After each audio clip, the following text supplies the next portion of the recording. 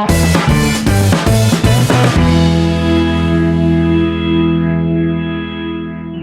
everyone, I am back here with another video of class 9 and we will be studying civic section of class 9 and the chapter name is Democracy in the Contemporary World. Alright, so democracy जो है contemporary world में कैसी थी उस time, ठीक। और ये first chapter है हमारे 9th क्लास का सिविक्स का। तो आइए इस चैप्टर को हम लोग शुरू करते हैं। आगे बढ़ने से पहले मैं आप लोग से रिक्वेस्ट करना चाहता हूँ कि अगर आपको वीडियो पसंद आए तो प्लीज़ इसे शेयर कीजिए, लाइक कीजिए और इस चैनल स्टडी ट्रीट को जो है ज़्यादा से ज़्यादा सब्सक्राइब कीजिए, ठीक है। Thank you so much. और आगे बढ़ने से पहले मैं आप लोगों को ये बता देना चाहता हूँ कि अगर आपको कोई भी डाउट हो, कोई भी दिक्कत हो, ठीक है, तो आप अपने कमेंट सेक्शन में मुझसे डाउट्स को रेज कर सकते हैं। मैं वहाँ पे आपके डाउट्स को क्लियर कर दूंगा, ठीक है। तो आइए देखते हैं इस चैप्टर की पहले ब्रीफिंग क्या है, ठीक है। तो ये जो फर्स्ट पेज है इस चैप्टर का, जिसका जो पहला टॉपिक है 2 टेल्स ऑफ डेमोक्रेसी, यानी कि हम लोग देखेंगे 2 टेल्स ऑफ डेमोक्रेसी। एक ऐसा डेमोक्रेटिक जिसमें जो रूलर था वो इलेक्टेड बाय द पीपल था, और दूसरा था जो कि एक मिलिट्री फॉर्म ऑफ गवर्नमेंट था, ठीक है। तो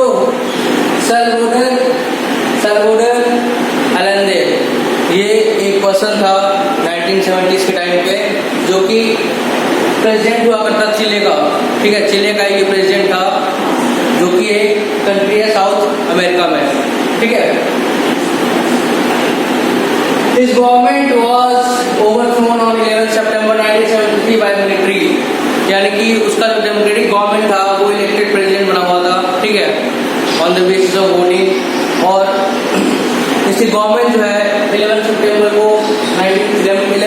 1973 को जो है उस गवर्नमेंट मिलिट्री के द्वारा ओवरथ्रो कर दी गई थी, यानी कि उसकी जो गवर्नमेंट थी टेक ओवर कर लिया गया था किसके द्वारा, मिलिट्री के द्वारा। Allende was the founder leader of the Socialist Party of Chile and led the Popular Unity Coalition to victory in presidential election in 1970। यानी कि जो Allende था वो फाउंडर लीडर था सोशलिस्ट पार्टी का, यानी कि इसकी पार्टी का नाम क्या था, सोशलिस्ट पार्टी का फाउंडर लीडर था जो चिले में था, ठीक है। और इससे पॉपुलर यूनिटी जो कि कॉलिशन यानी कि जो गठबंधन की सरकार बनी थी, ठीक है, पॉपुलर यूनिटी को जो इसने लीड किया था, और यानी कि उसके क्या बोलते हैं, उसकी पार्टी जो कॉलिशन करके बनी थी उसको नाम दिया गया था पॉपुलर यूनिटी, ठीक है। कॉलिशन करके गवर्नमेंट बनी थी। कॉलिशन यहाँ पे जो लिखा हुआ है इसका मतलब क्या होता है, गठबंधन। गठबंधन मतलब बहुत सारे पार्टीज को मिला के, 2-3 पार्टीज को मिला के एक मेजोरिटी पा लेना, ठीक है। तो पॉपुलर यूनिटी के साथ कॉलिशन करके जो है ये प्रेसिडेंशियल इलेक्शन जो 1973 में हुआ था चिले में, उसने ये इलेक्शन जीता था और उसका जो है उनका लीडर बना था और ये प्रेसिडेंट इलेक्ट हुआ था, ठीक है, राष्ट्रपति इलेक्ट हुआ था चिले का। After being elected president, Allende had taken several policy decisions to help the workers and poor, यानी कि पुअर लोगों को और जो वर्कर्स थे उस टाइम पे जिनकी हालत बहुत बुरी थी उनके लिए बहुत ज़्यादा पॉलिसीज उसने Allende ने लागू किया था, जैसे कि वर्कर्स को हेल्प करना, उनकी जो कंडीशन थे उनको सुधारना, ठीक है, जो लैंडलेस लेबरर्स थे उनको ज़मीन देना, और जो गरीब बच्चे थे, ठीक है, या बच्चे या उनकी फैमिली जो अफोर्ड नहीं कर पा रही थी उनके लिए जैसे मिल्क हो गया, वो चीज़ें जो है उसने फ्री में प्रोवाइड किया था वर्कर्स और चिल्ड्रेन को, क्लियर। तो उसने गरीबों के लिए बहुत ही अच्छा काम जो है, मतलब लोगों का प्रेजेंट था। ऐसा नहीं था कि वो सिर्फ अपने बारे में सोचता था, वो पूरे सोसाइटी को, पूरे कंट्री को लेकर जो है चलना चाहता था, और वो उसने बहुत सारे पॉलिसी लागू भी किए थे उनके लिए, गरीबों के लिए, ठीक है। बट इवेंचुअली क्या हुआ कि जो वहाँ के रिच लोग थे, जो वहाँ के बड़े बड़े शेठ लोग थे चिले में उस टाइम पे, उनको जो है ये सब चीज़ पसंद नहीं आया था। He was opposed to foreign companies taking away natural resources like copper, और उसको सल्वाडोर एलेंडे को ये भी मंजूर था कि फॉरेन कंपनी जो है उसके कंट्री में आए और जो नेचुरल रिसोर्सेज है उसका एक्सप्लॉयटेशन हो सके या फिर उसके जो रिसोर्सेज है वहाँ पे जिले में वो सारे नेचुरल रिसोर्सेज को फॉरेन कंपनीज लेकर चली जाए। ठीक है, तो ये उसके लिए बहुत ही ज़्यादा अपोज करता था इस चीज़ को कि फॉरेन कंपनीज उसकी कंट्री में आके इन्वेस्ट करे और वहाँ पे बिजनेस करे। लैंड और जो बड़े बड़े जमीनों के मालिक थे, जो रिच लोग थे, एंड जो चर्च था उस टाइम, जो चर्च के पोप होते थे, ठीक है, चर्च का हेड होता था, वो लोग जो है इसकी पॉलिसीज को बहुत ज़्यादा अपोज करते थे, यानी कि उसकी पॉलिसीज को बहुत ज़्यादा क्रिटिसाइज करते थे, नेगेटिव क्रिटिसिज्म करते थे, उसकी पॉलिसी को बिल्कुल पसंद नहीं किया करते थे वो लोग। ठीक है, कि वो गरीबों को मदद करें, वो लोगों के बारे में सोचे। जो लैंडलॉर्ड्स थे, ठीक है, जो रिच लोग थे और जो चर्च थे, वो इस चीज़ को बिल्कुल भी पसंद नहीं किया करते थे और उसकी पॉलिसी, जो भी पॉलिसी लागू करता था, वो जो भी मेजर्स लेता था गरीबों के लिए और बाकी लोगों के लिए, वो चीज़ जो है इन लोगों को पसंद नहीं आती थी। ठीक है, some other political parties in Chile also oppose government, और बहुत सारे ऐसे पॉलिटिकल पार्टीज थी, जो दूसरी पॉलिटिकल पार्टीज थी जो कि उसकी कोalition में, गठबंधन में नहीं थी, वो भी जो है इसकी पॉलिसी को बहुत ज़्यादा नेग्लेक्ट करते थे, बहुत ज़्यादा इग्नोर करते थे, बहुत ज़्यादा क्रिटिसिज्म करते थे इनकी पॉलिसीज का। ठीक है, तो ये थी ऐसी गवर्नमेंट जो कि एक इलेक्टेड गवर्नमेंट थी लोगों के द्वारा, और जो लीडर था इनका सैल्वाडोर अलेंदे, वो बहुत ही ज़्यादा गरीबों के लिए, बहुत ज़्यादा पीपल्स के लिए, बहुत ज़्यादा जो वर्कर्स थे उस टाइम पे उनके लिए बहुत ज़्यादा सोचता था। बट जो बाकी लोग, जो बड़े बड़े लोग थे, ठीक है, जो रिच लोग थे, जो लैंडलॉर्ड्स थे, जो चर्च के हेड हुआ करते थे, वो इस चीज़ को बहुत ज़्यादा क्रिटिसाइज करते थे, जिनको पसंद नहीं आता था। और इसके वजह से क्या हुआ, और गवर्नमेंट थी अलेंदे की, वो 11 सितंबर 1973 को क्या किया गया कि मिलिट्री के द्वारा ओवरटेक कर लिया गया था, यानी कि उस अलेंदे को किल करके जो है उसके मिलिट्री को, उसके गवर्नमेंट को टेक ओवर कर लिया गया था मिलिट्री के द्वारा। ठीक है, आई होप ये आपको समझ में आ गया होगा। ठीक है, आइए हम नेक्स्ट बढ़ते हैं नेक्स्ट टॉपिक पे, मिलिट्री coup ऑफ 1973, यानी कि हम पढ़ेंगे कि किस तरह जो है मिलिट्री जो वहाँ पे थी जिले में, उसने जो है इसकी गवर्नमेंट को ओवरटेक किया था। Alright, so moving to the next topic, that is the military coup of 1973, यानी किस तरह से जो है मिलिट्री ने ऐसे गवर्नमेंट को ओवरटेक किया जो कि इलेक्टेड बाय पीपल था, यानी कि सैल्वाडोर अलेंदे का गवर्नमेंट। On the morning of 11 September 1973 the military took over the sea port, यानी कि जो मिलिट्री ने जो है 11 सितंबर 1973 को जो है जो सी पोर्ट था चिले में, उसको जो है ओवरटेक कर लिया था, टुक ओवर कर लिया था। The defence minister was arrested by the military when he arrived at his office, और जो डिफेंस मिनिस्टर था उस समय अलेंदे के प्रेसिडेंशियलशिप में, जो उस समय डिफेंस मिनिस्टर था चिले का, उसको जो है अरेस्ट कर लिया गया था जब वो अपने ऑफिस में पहुंचा था। The military commander asked the president to resign. Allende refused to resign and leave his country. और Allende को बोला गया, जो मिलिट्री कमांडर था उस टाइम पे मिलिट्री coup का, उसने बोला कि जो प्रेसिडेंट को ऑर्डर दिया था कि वो प्रेसिडेंट के पोस्ट से रिजाइन कर दे और इस कंट्री को छोड़ दे। बट जो Allende था, सैल्वाडोर अलेंदे, जो कि प्रेसिडेंट था इलेक्टेड गवर्नमेंट का, उसने क्या किया, उसने रिफ्यूज कर दिया रिजाइन करने से या फिर अपने कंट्री को छोड़ने से। बट जब उसने देखा, जब उसको फील हुआ कि उसकी लाइफ खतरे में है और उसके जो लोग हैं, उसकी कंट्री के लोग हैं, जो सिटीजन्स हैं, उनकी लाइफ खतरे में है, तो वो सोचकर जो है उसने एक रेडियो पर भाषण दिया था अपना 11 सितंबर 1973 को कि, और इस अटैक के बारे में बताया गया था जो उसके ऊपर अटैक हुआ था।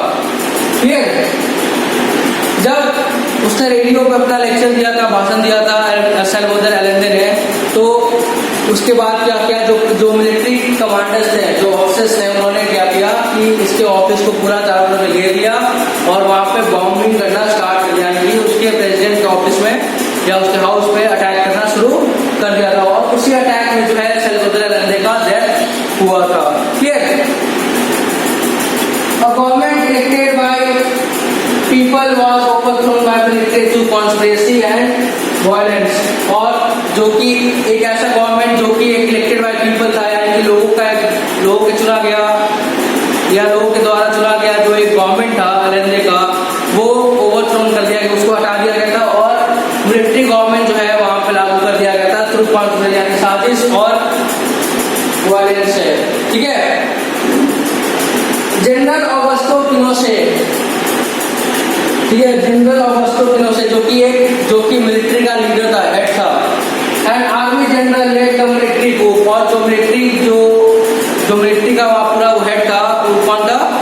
वो पूरा का पूरा हेड जो कौन था वो था ऑगस्टो पिनोशेट, ठीक है। The government of United States of America was unhappy with the Allendez rule and is known to have supported and funded the activities of the military coup। यानी कि जो यूनाइटेड स्टेट्स ऑफ अमेरिका था उस time USA, तो उसकी जो वहाँ पर गवर्नमेंट थी वो भी जो है एलेंडे की गवर्नमेंट को अपोज किया था, उससे काफी अलग नाखुश था, क्योंकि एलेंडे ने जो है फॉरेन कंपनीज को अपने कंट्री में आने से मना कर दिया था, ठीक है। और जो गवर्नमेंट थी यूएसए की, यूनाइटेड स्टेट्स ऑफ अमेरिका की, वो भी काफी ज्यादा एलेंडेज के रूल को बहुत ज्यादा अपोज करने लग गए थे और उसकी पॉलिसीज और मेजर्स को सपोर्ट नहीं करते थे, ठीक है। और जो प्रेसिडेंट था उस समय अमेरिका का, वो भी जो है बहुत ज्यादा जो आर्मी की जो मिलिट्री की जो कूप थी उनको काफी ज्यादा फंडिंग करता था पैसे का, और काफी ज्यादा उनको सपोर्ट भी किया करता था। Pinochet became president and ruled it for the next 17 years. From government elected by people, the power shifted to the military officers। यानी कि जब पिनोशे प्रेसिडेंट बना था चिले का, तो उसने अगले 17 साल तक वहां पर रूल किया था, ठीक है। जिसके कारण क्या हुआ कि जो इलेक्टेड गवर्नमेंट था चिले में, जो कि पीपल के द्वारा इलेक्टेड था एलेंडेज का रूल, ठीक है, वो ओवरथ्रोन कर दिया गया था। किसके द्वारा? एक आर्मी ऑफिसर्स के द्वारा। पूरा का पूरा कंट्रोल जो है चिले का वो किसके हाथों में आ गया था? आर्मी यानी कि मिलिट्री के हाथों में आ चुका था, clear. They could do as they wished to and no one could interfere with them। और जो मिलिट्री करती थी वो कुछ भी कर सकती थी उनके और उनके काम में, ना कोई क्वेश्चन कर सकता था और ना ही कोई उनके कामों में इंटरफेयर कर सकता था, क्लियर। फर्स्ट मिलिट्री डिक्टेटरशिप, यानी कि डिक्टेटरशिप का मतलब क्या होता है कि एक ऐसा रूल जो कि एक के द्वारा रूल किया, पावर जो है सेंट्रलाइज हो जाता है, यानी कि एक ही आदमी जो है रूल करता है सारे लोगों पे, वो अपनी मर्जी चलाता है और वो इलेक्टेड नहीं होता है, क्लियर। वो अपने पावर अपने दम पे जो है वो इलेक्टेड गवर्नमेंट फॉर्म करता है और अपना ही राज जो है अपनी मर्जी से जो है सरकार चलाता है, ना कि लोगों की मर्जी से। They could do as they wish to and no one could interfere with them, neither anyone can question them। और ना ही उनकी गवर्नमेंट, ना ही मिलिट्री गवर्नमेंट को कोई जो मर्जी वो करते थे, ठीक है, जो पॉलिसी जो मेजर सरकार को लगा देते थे और कोई उनको क्वेश्चन करने वाला नहीं था और ना ही कोई उनको कामों में इंटरफेयर कर सकता था, ठीक है। तो और जो पिनोशेट की गवर्नमेंट थी वो बहुत ज्यादा लोगों को टॉर्चर करने लगी थी, ठीक है, और बहुत ज्यादा लोग जो है उसके शासनकाल में, मिलिट्री के शासनकाल में वहां पे चिले में मारे भी गए थे, ठीक है। और वो लोग जो कि एलेंडे को सपोर्ट करते थे या उसकी पॉलिसीज को सपोर्ट करते थे या फिर मिलिट्री का जो मिलिट्री गवर्नमेंट था या उनको सपोर्ट नहीं करते थे लोग, तो मिलिट्री वाले क्या करते थे, उनको या तो मार देते थे या तो कंट्री से भगा देते थे या फिर उनको सजा दी जाती थी, ठीक है। तो एक ऐसा गवर्नमेंट, एक ऐसा जगह जहाँ पे इलेक्टेड गवर्नमेंट था लोगों का, वो टुक ओवर कर लिया गया था मिलिट्री के द्वारा और अपनी मर्जी वो लोग चलाते थे, ठीक है। जिस तरह से वो काम मेजर्स था, पॉलिसी था, वो लागू करते थे और कोई उनको क्वेश्चन या कोई उनको इंटरफेयर नहीं कर सकता था, ठीक है। और जो अमेरिका था, यूनाइटेड स्टेट्स ऑफ अमेरिका, वो भी काफी ज्यादा मिलिट्री गवर्नमेंट को सपोर्ट करती थी और उनको फंडिंग किया करती थी, क्लियर। तो आई होप यहाँ तक आपको समझ आ गया वो टॉपिक, ठीक है। कोई भी डाउट हो आप मुझसे कमेंट सेक्शन में पूछ सकते हैं, मैं वहाँ पे आपके डाउट्स को रिजॉल्व जरूर करूँगा, ठीक है। आइए नेक्स्ट आगे बढ़ते हैं अपना। तो जो भी लोग जो है सपोर्ट करते थे जो भी लोग जो डेमोक्रेसी को सपोर्ट करते थे या फिर जो भी लोग जो है एलेंडे के रूल को या फिर डेमोक्रेसी या फिर जो डेमोक्रेसी चाहते थे, ठीक है, तो ऐसे लोगों को जो है आर्मी क्या करती थी, जो मिलिट्री थी वो टॉर्चर करती थी और ऐसे लोगों को जो है मार दिया करती थी। उसी में से जो है एक जनरल था अल्बर्टो बैचले, ठीक है, अल्बर्टो बैचले था जो कि चिलियन एयरफोर्स का एक मेंबर था, ठीक है। वो एक जनरल था और बहुत सारे ऐसे मेंबर्स ऑफिसर्स थे, ठीक है, जो कि मिलिट्री को सपोर्ट नहीं करना चाहते थे, ठीक है, और उन्होंने जो है रिफ्यूज कर दिया था मिलिट्री कूप को ज्वाइन करने से।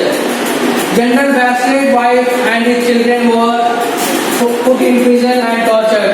तो बैचले को भी मारा ही गया था, बट साथ साथ जो बैचले की वाइफ थी और उसके जो बच्चे थे उनको जेल में बंद किया गया और वहां पर उनको बहुत ज्यादा टॉर्चर किया जाने लग गया था। करीब करीब 3000 लोग जो थे, 3000 से ज्यादा लोग जो थे वो मिलिट्री के द्वारा मारे गए थे।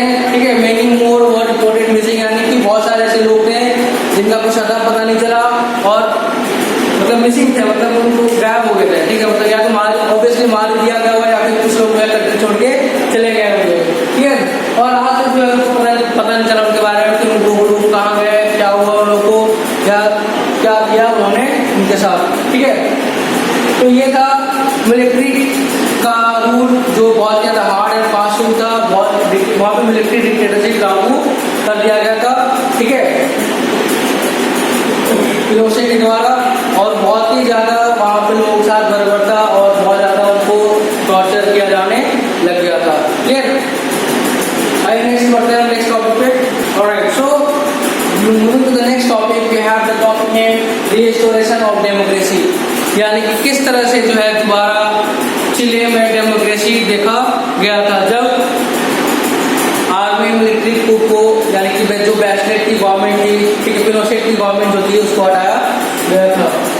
पिनोशेट military dictatorship came to an end after he decided to hold referendum in 1988। Referendum होता है कि एक वोटिंग कराने का तरीका। ठीक है,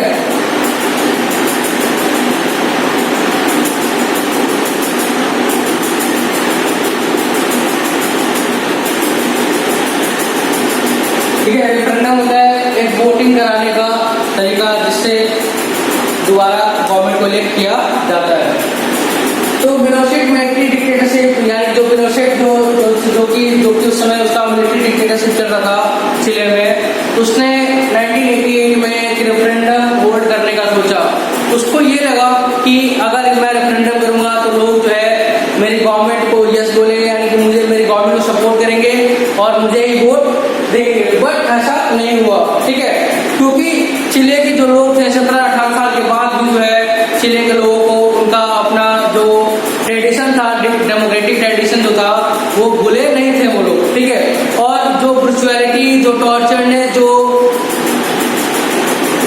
पिनोशेट की गवर्नमेंट ने किया था उनके साथ, वो चीज को वो लोग भुला नहीं पाए थे। ठीक है, 17-18 साल के बाद भी।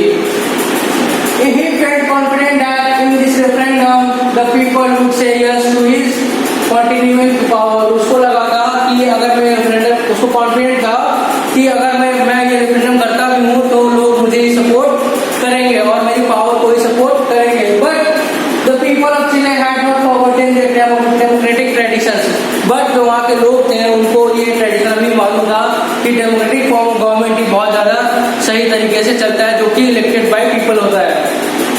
Their rule was decisive no to Pinochet, और उनका सबका एक ही डिसीजन था कि हम लोग जो है सपोर्ट नहीं करेंगे पिनोशेट की गवर्नमेंट को इस रेफरेंडम में। और जो सबने जो है उसके खिलाफ जो है पिनोशेट के खिलाफ जो है गवर्नमेंट जो पिनोशेट की डिक्टेटरशिप थी उसके खिलाफ वोटिंग कर दिया। This led to Pinochet losing first his political power and then military power। और इस रेफरेंडम से पिनोशेट सिर्फ पॉलिटिकल ही नहीं, जो है उसका मिलिट्री पावर था वो लॉस कर चुका था। The hope Allende had expressed in his last speech was realized। और जब लास्ट टाइम जो Allende ने अपना स्पीच दिया था रेडियो पे कि एक न एक दिन जो है यहाँ डेमोक्रेसी लागू हो गई होगा, वो 1988 में जो है फुलफिल हो चुका था। ठीक है,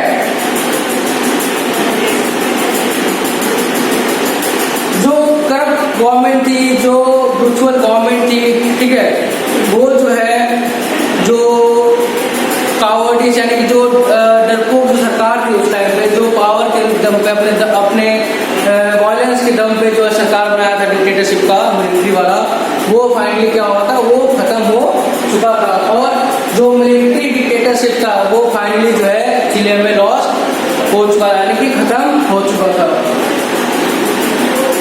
political freedom in Chile was restored, यानी कि जो डेमोक्रेटिक ट्रेडिशन था, जो पॉलिटिकल फ्रीडम था, पॉलिटिकल फ्रीडम कहने का मतलब कि वोट करके इलेक्ट करने का जो गवर्नमेंट का जो ट्रेडिशन था वो दोबारा जो है चिले में रिस्टोर यानी कि लागू हो चुका था। Since then Chile had and 4 presidential election and in all 4 different political parties have participated। और उसके बाद जो है पिनोशेट के गवर्नमेंट के बाद करीब करीब 4 वहाँ पे इलेक्शंस हुए चिले में, और हर एक टाइम पे जो है अलग अलग पार्टी ने अलग अलग पॉलिटिकल पार्टी ने पार्टिसिपेट किया और अलग अलग पार्टीज के प्रेसिडेंट वहाँ पे बने थे। Clear? The elected government that came in power ordered inquiries into Pinochet rule. और जब जब नई नई सरकार वहाँ बनी थी इलेक्टेड बाय पीपल, उन्होंने जो है जो पिनोशेट की जो गवर्नमेंट थी, ठीक है, उसके गवर्नमेंट जो रूल था, ठीक है, जो चीजें उन्होंने किया था, जो पॉलिसीज उन्होंने लागू किया था, जो मेजर्स लागू किया था, उन सबकी जो है इंक्वायरी बिठाई गई थी। These inquiries showed that not only Pinochet government was brutal but also corrupt। और जब इंक्वायरी हुआ था पिनोशेट की गवर्नमेंट में, तो पता चला कि पिनोशेट की गवर्नमेंट सिर्फ एक ब्रूचुअल ही नहीं थी, यानी सिर्फ लोगों पे अत्याचार ही नहीं थी उसकी गवर्नमेंट, बल्कि बहुत ज्यादा भ्रष्ट भी थी, ठीक है, करप्ट भी थी। Michelle Bachelet, daughter of general Bachelet, was elected president in 2006। अभी हमने कुछ देर पहले पढ़ा था कि जो जनरल बैचलेट था, जो कि चिलियन एयरफोर्स का एक मेंबर था, ठीक है, उसकी बेटी और उसकी वाइफ को जो है जेल में बंद कर दिया गया था। ठीक है, जब मिलिट्री डिक्टेटरशिप जब खत्म हुआ था चिले में, तो वो जेल से लिया हुई थी उसकी बेटी, और उसने भी जो है प्रेसिडेंट का इलेक्शन लड़ा था, और 2006 में जो है उसकी बेटी प्रेसिडेंट बनी थी। क्लियर? और जो उसी के बाद जब प्रेसिडेंट बनी थी, तो उसके बाद जो मिशेल बैचलेट थी, ठीक है, वो जो है एक मेडिकल ऑफिसर भी थी, ठीक है, साथ साथ वो ऐसी पहली लेडी थी अमेरिका में जो एक डिफेंस मिनिस्टर भी चुनी गई थी, ठीक है, चिले में। और जब इलेक्शन उसने लड़ा था प्रेसिडेंट का, तो उसने एक रिचेस्ट मैन पर आया था जब प्रेसिडेंट के इलेक्शन में 2006 में। क्लियर?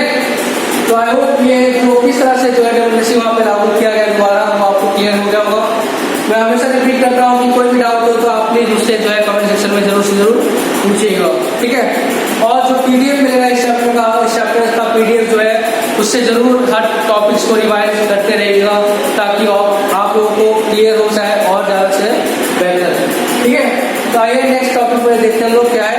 और so now moving to our next topic that is democracy in Poland. यानी किस तरह से अभी हमने पढ़ा कि अभी हमने स्टोरी पढ़ा चिलेगा, किस तरह से वहाँ डेमोक्रेटिक गवर्नमेंट को जो है एक मिलिट्री डिक्टेटरशिप के थ्रू हटाया गया और दोबारा जो है चिले में डेमोक्रेसी रिस्टोर किया गया। अब एक और स्टोरी हम लोग देखते हैं पोलैंड का, कि वहाँ पे डेमोक्रेटिक गवर्नमेंट कैसे वहाँ पे लागू हुआ था।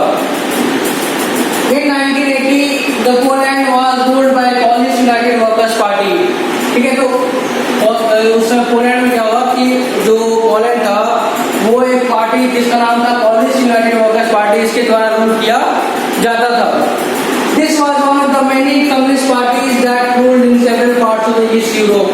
और इसी तरह बहुत सारे ऐसे पार्टीज थे जो कि ईस्ट यूरोप के बहुत सारे कंट्रीज में रूल किया करते थे। In these countries, no other political parties was allowed to function। और जितने भी कंट्रीज थे जहाँ पे ये पॉलिटिकल पार्टी वहाँ फंक्शन करती थी, उसके अलावा और किसी और पार्टी को अलाउड करने का वहाँ पे फंक्शन करने का अलाउड नहीं था। यानी कि सिर्फ एक ही पॉलिटिकल पार्टी जो है इन सारी कंट्रीज में फंक्शन करती थी, रूल करती थी। The people could not freely choose the leaders of the Communist Party or the government or the leaders। यानी कि लोगों के पास क्योंकि एक ही पार्टी थी वहाँ पे और हमेशा एक ही लीडर बनता था, तो लोगों के पास कोई ऑप्शन नहीं होता था कि किसी और पार्टी को चूज कर सके या किसी और लीडर को चूज करके वहाँ पे रूल करवा सके, ठीक है, क्योंकि वहाँ पे सिर्फ एक ही पार्टी को फंक्शन करने का अलाउ होता था। Those who spoke against the leader or the party or the government were put in prison। और जो कोई आदमी, जो कोई सिटीजन्स अगर इसके खिलाफ प्रोटेस्ट करते थे या उनके खिलाफ कुछ बोलते थे, तो उनको जो है जेल में बंद कर दिया जाता था। यानी कि कोई भी इस पार्टी के लीडर के खिलाफ या इस पार्टी के खिलाफ या गवर्नमेंट के खिलाफ कुछ बोलती थी, तो उनको जो है जेल में बंद कर दिया जाता था। The government in Poland was supported and managed by a more powerful and communist state called Soviet Union USSR. यानी कि जो ये पार्टी थी, पोलिश यूनाइटेड वर्कर्स पार्टी, इसको जो है सोवियत यूनियन, जो कि बहुत ही बड़ा और बहुत ही पावरफुल एक कम्युनिस्ट स्टेट माना जाता था, ठीक है, वो उनका जो है सपोर्ट इस पार्टी को जो है मिला हुआ था, ठीक है। यानी कि जो कम्युनिस्ट पार्टी थी सोवियत यूनियन, वो भी एक कम्युनिस्ट पार्टी थी, जो कि आज के टाइम पे रशिया जिसको बोलते हैं, ठीक है, वो बहुत ही बड़ा और बहुत ही पावरफुल एक कम्युनिस्ट स्टेट माना जाता था। यानी कि वहाँ पर जो है कम्युनिस्ट की गवर्नमेंट थी उस टाइम। और ये जो लोग ये सरकार है सोवियत यूनियन, ये इनको बहुत ज़्यादा सपोर्ट और मैनेज किया करती थी, कंट्रोल किया करती थी, ठीक है। 14 अगस्त 1980, ठीक है, ये बात 14 अगस्त 1980 के जब जो लेनिन शिपयार्ड था, जो कि सिटी गैंडास्क में है, ठीक है, वहाँ के जो वर्कर्स थे उन्होंने स्ट्राइक किया था। शिपयार्ड और जितने भी वहाँ पे उस टाइम पोलैंड में जितने भी शिपयार्ड थे, जितनी भी बड़ी बड़ी इंडस्ट्रीज थी, जितने भी बड़े बड़े फैक्ट्रीज थे, वो उस समय कम्युनिस्ट पार्टी यानी कि इस पार्टी के द्वारा ओन किए गए थे। यानी सारा का सारा जो मैनेजमेंट था, जितने फैक्ट्रीज थे, इंडस्ट्रीज थे और जितने भी शिपयार्ड थे, उन सबका जो कंट्रोल था किसके पास था? गवर्नमेंट के पास हुआ करता था, यानी कि सरकार के पास हुआ करता था उस टाइम, ठीक है। Demand to take back train operator, यानी कि स्ट्राइक इसलिए किया गया था वहाँ पे क्योंकि वहाँ के ट्रेन ऑपरेटर थी या जो ट्रेन चलाती थी, जो कि एक वुमन थी, उसको जो है बिना किसी वजह से, बिना किसी तरीके से जो है उसको उसकी नौकरी से निकाल दिया गया था। The strike was illegal as trade unions in Poland was not allowed। और स्ट्राइक, देखो स्ट्राइक कभी होता है जब कोई ट्रेड यूनियन का फॉर्मेशन होता है, जब ट्रेड यूनियन स्ट्राइक करता है तभी वो लीगल माना जाता है। बट उस समय पोलैंड का ये कंडीशन था कि जो ट्रेड यूनियंस थे वो सारे के सारे इस पे डिपेंडेंट थे, वो सारे के सारे सरकार पर डिपेंडेंट हुआ करते थे। यानी कि जो ट्रेड यूनियंस हुआ करते थे उस टाइम पोलैंड में, उन सबका कंट्रोल जो है पोलैंड की गवर्नमेंट में ही, पोलैंड की गवर्नमेंट के पास होता था। तो जो ये स्ट्राइक किया गया था वो इलीगल इसलिए माना गया था क्योंकि बिना किसी ट्रेड यूनियन के इन्होंने स्ट्राइक किया था और इंडिपेंडेंट कोई वहाँ पे ट्रेड यूनियंस नहीं बनाए गए थे क्योंकि वहाँ पे किसी और पार्टी को, किसी और यूनियन को बनाने का अधिकार नहीं था वहाँ पे, फिर लेक वालेसा, ठीक है, लेक वालेसा जो कि एक इलेक्ट्रीशियन था, वो भी जो है बिना किसी वजह से जो है नौकरी से निकाल दिया गया था क्योंकि उसका रीजन ये था निकालने का क्योंकि वो हायर डिमांड, यानी कि जो उसका पे, वो हायर पे को डिमांड कर रहा था। यानी जो कह रहा था कि मुझे जो वर्कर्स है यहाँ पे उसकी जो पे सैलरीज है वो बढ़ाया जाए, ठीक है। इसी कारण जो है उसको सर्विस से 1976 में 1976 में जो है उसको निकाल दिया गया था नौकरी से। तो उसने भी क्या किया कि उसने भी जो है इस जो स्ट्राइक किया गया था शिपयार्ड के वर्कर्स के द्वारा, ठीक है, उसमें जो लेक वालेसा था उसने भी, वो भी जो है इस स्ट्राइक में शामिल हो गया था और देखते देखते जो है वो इस स्ट्राइक का लीडर बन चुका था। Lech Walesa, a former electrician, joined the strike. He was dismissed from the service for demanding higher pay 1976। यानी कि 1976 में जो लेक वालेसा था वो हायर पे का डिमांड कर रहा था, इसलिए जो है उसको 1976 में जो है उसको नौकरी से निकाल दिया गया था। और उसने जो है इस स्ट्राइक जो कि लेनिन शिपयार्ड के वर्कर्स के द्वारा जो स्ट्राइक किया गया था उसको ज्वाइन इसने किया था। वालेसा became the leader of the strike।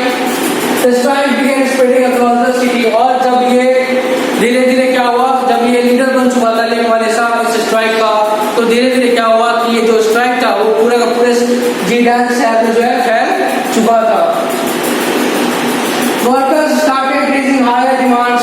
और धीरे धीरे क्या हुआ, जब ये पूरे क्रॉस द सिटी डिमांड, ये जो स्ट्राइक था जब फैल चुका था, जब पूरे लोगों के पास ये इसका खबर चल गया था जो शहर में लोग रहते थे, ठीक है, तब धीरे धीरे वर्कर्स ने क्या किया कि और बड़े बड़े डिमांड्स वो लोग पोलिश यूनाइटेड वर्कर्स पार्टी के सामने रखना शुरू कर दिया था।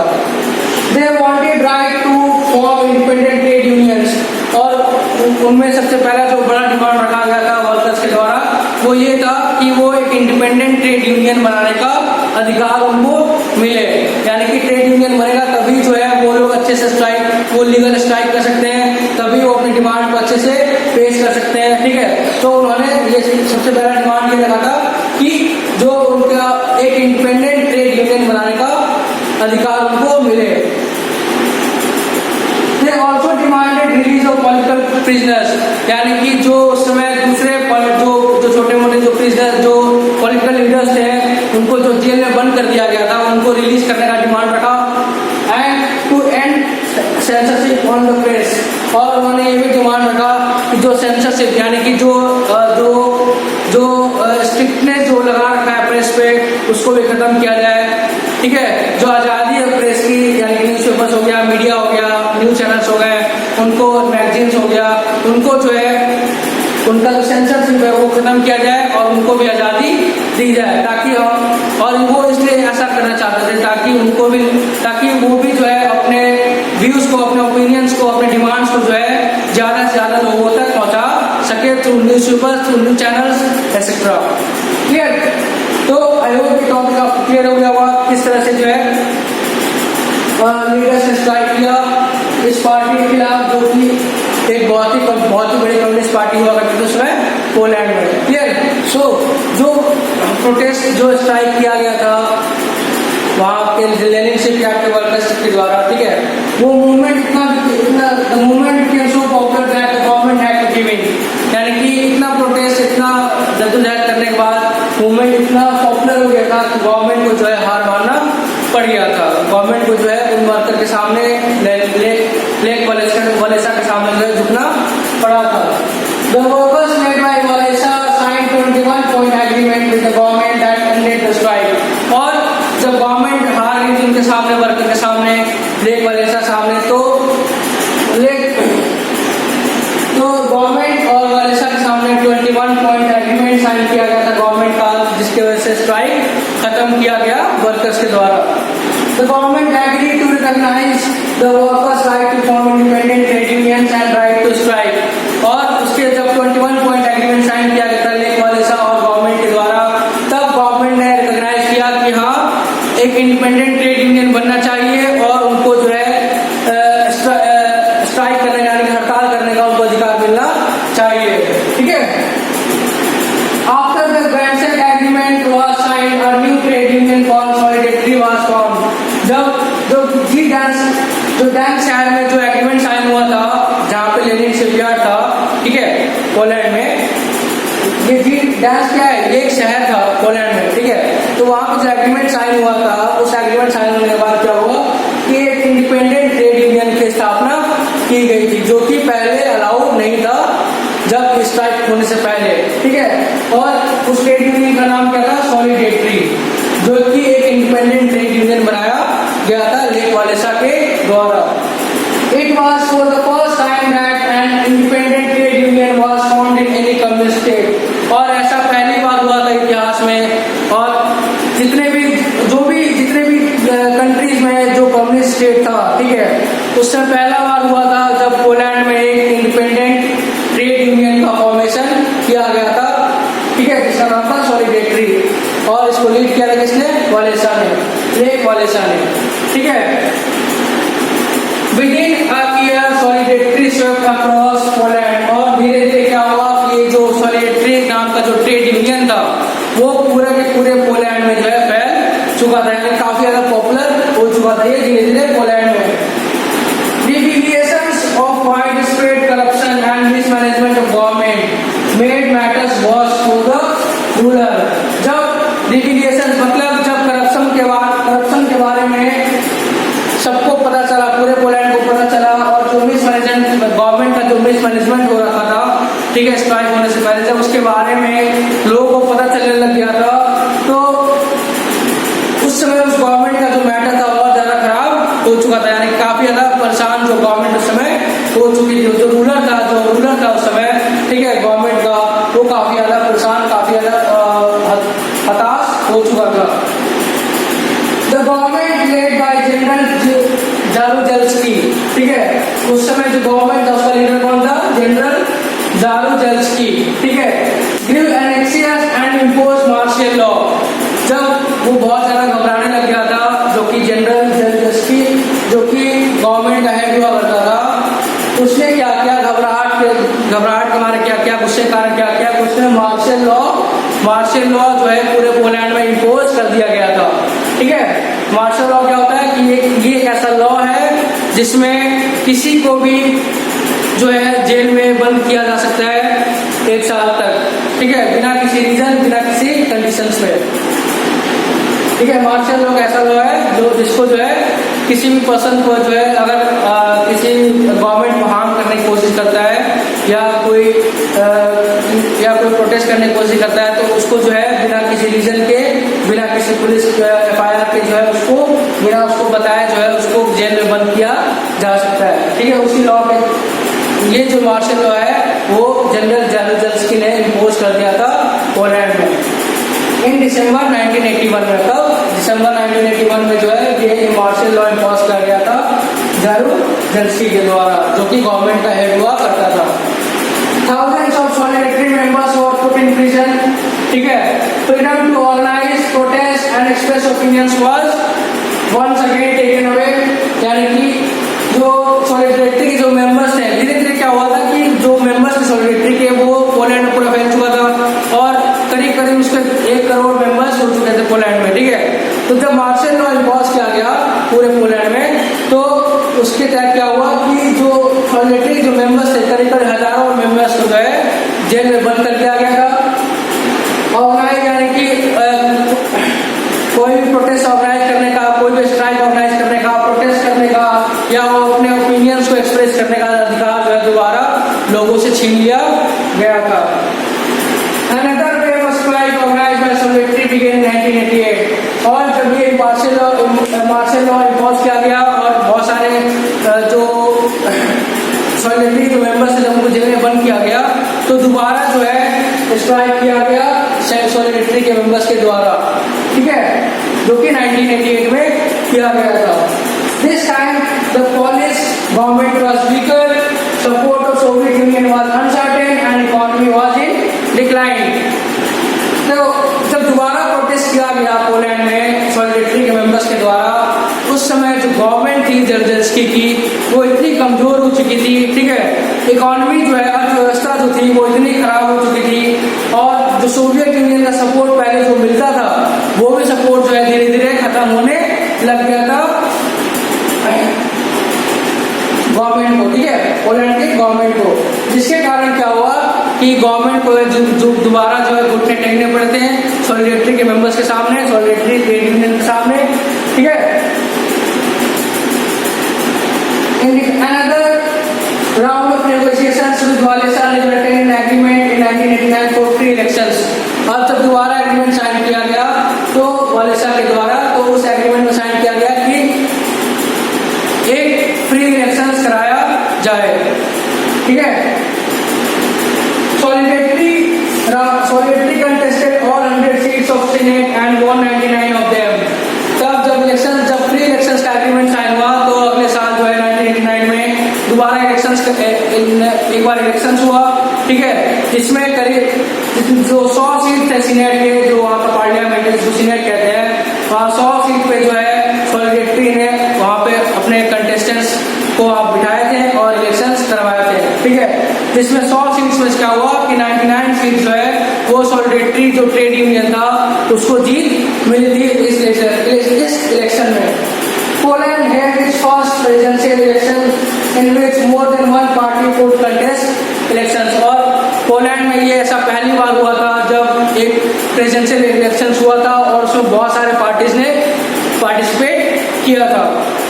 वालेसा वाज इलेक्टेड प्रेसिडेंट और जब सॉलिडरिटी जब जीती थी 99 सीट्स, जो उनका लीडर था वालेसा, वो जो है प्रेसिडेंट बनाया गया था पहली बार पोलैंड में।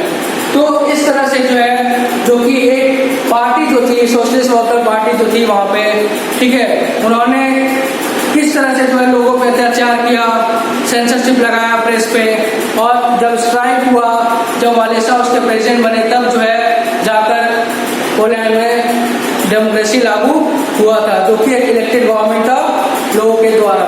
ये तो आई होप कि जो चिले में पढ़ा, जो कि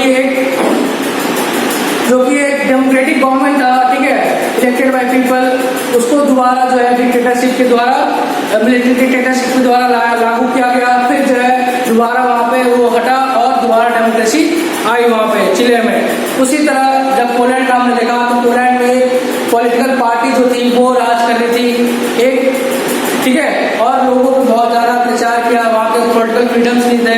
धीरे धीरे जब स्ट्राइक्स हुआ, यूनियंस बना, तो लोगों को अधिकार मिलना शुरू हुआ, और जब वर्षा प्रेसिडेंट बना था तो वहाँ पर डेमोक्रेसी स्थापित हुई थी। तो हमने ये देखा कि किस तरह से जो है दो जगह पे अलग अलग तरीके से गवर्नमेंट ने रूल किया, फिर उनको हटाया गया और डेमोक्रेसी वहाँ पे लागू की गई थी। तो यही था हमारा डिटेल्स ऑफ डेमोक्रेसी, ठीक है। तो आई होप ये आपको टॉपिक अच्छे से क्लियर हुआ होगा, ठीक है। अगर नहीं हुआ है तो फिर भी आप मुझसे कमेंट सेक्शन में आपको जहाँ डाउट हो आप वहाँ से पूछ सकते हैं मुझसे। आप इस चैप्टर का पीडीएफ जरूर देखिएगा और वहाँ से जो टॉपिक्स मैंने पढ़ाया है वहाँ से रिवाइज कीजिएगा, ताकि आपको और अच्छे से क्लियर हो जाए, ठीक है।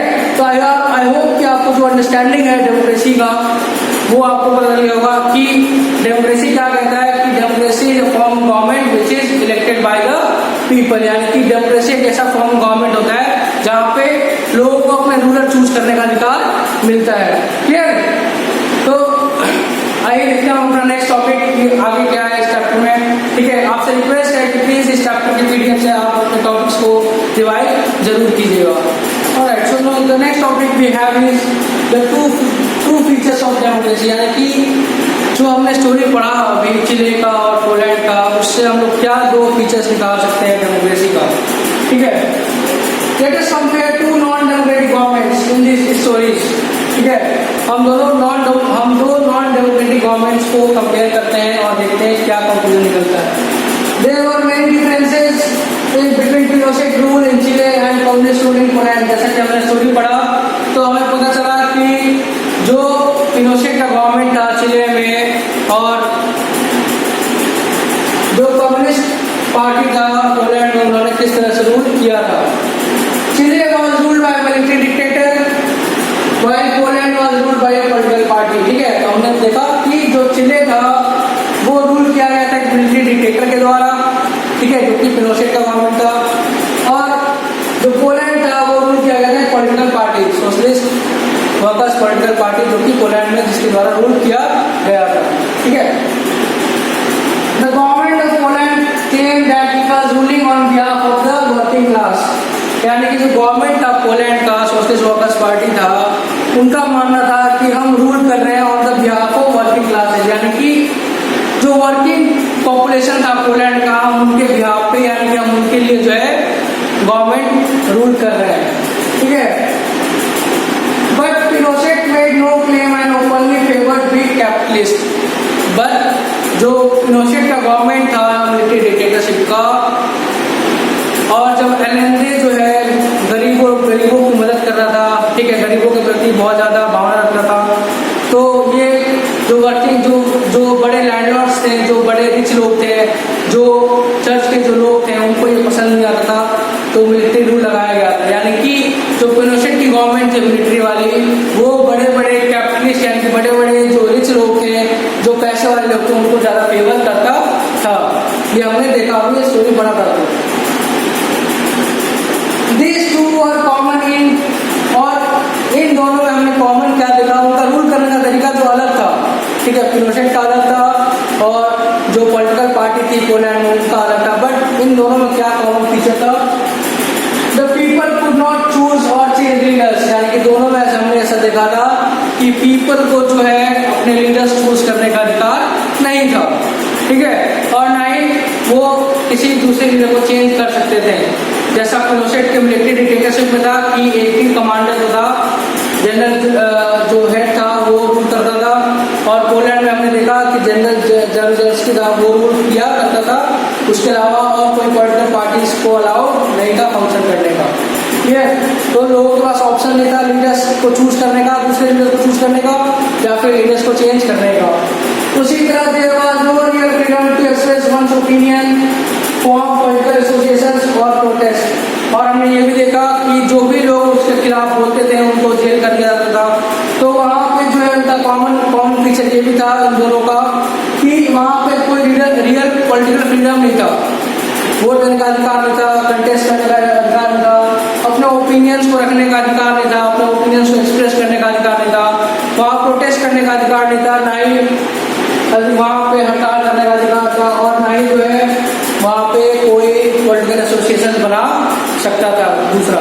ठीक है, ये तो हो गया हमारे अनडेमोक्रेटिक का, नॉन डेमोक्रेटिक पार्ट का। अब आते हैं डेमोक्रेटिक वाले पार्ट पे। The 3 democratic groups Allende Chile, Wallacea Poland and Bachelet Chile, यानी ये सारे तीनों जो थे वो पॉलिटिकल, वो डेमोक्रेटिक फॉर्म ऑफ गवर्नमेंट के लोग थे। Are different in their approach, उनका अप्रोच अलग था।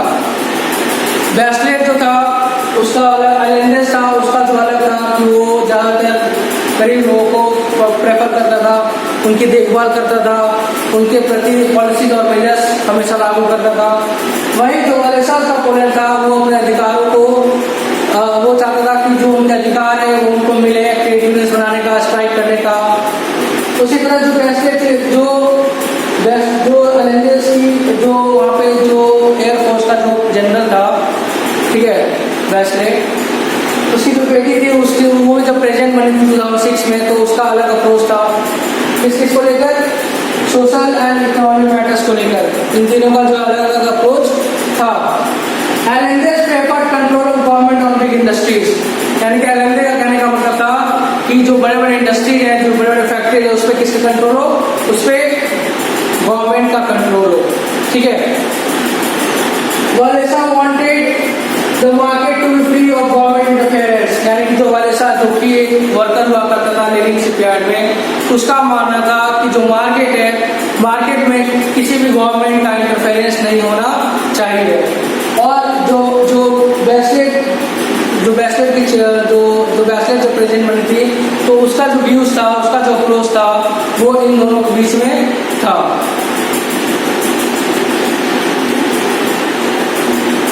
ये these 3 government share some common features, भले उनका अप्रोच सोशल और इकोनॉमी के प्रति अलग अलग था, बट उनमें एक कॉमन फीचर हमेशा हुआ करता था। ये मार्केट ये कॉमन फीचर ये था कि power was exercised by government elected by people and not by army, unelected leaders or external powers, यानी कि उनमें एक कॉमन फीचर ये था कि जो गवर्नमेंट है वो ऐसा होना चाहिए कि पीपल के द्वारा इलेक्टेड हो, पीपल के द्वारा चूज किया गया हो, ना कि कोई आर्मी का, ना कि कोई मिलिट्री हो, और ना ही कोई एक्सटर्नल पावर जो है गवर्नमेंट को कंट्रोल करे। गवर्नमेंट ऐसा हो कि लोगों के द्वारा चूज किया गया हो। ठीक है, from this stories we draw an identity of two democracy, और इन दोनों स्टोरीज से हम लोग ये पता करते हैं डेमोक्रेसी के बारे में कि democracy the form of government that allows people to choose his leaders, यानी कि डेमोक्रेसी ऐसा फॉर्म ऑफ गवर्नमेंट है जहाँ पे लोगों को अपने लीडर को चूज करने का अधिकार है। ठीक है, only leaders elected by people should rule the country. ठीक है, तो डेमोक्रेसी में क्या होता है कि ओनली वैसे रूलर्स रूल कर सकते हैं जो कि इलेक्टेड बाय पीपल हो।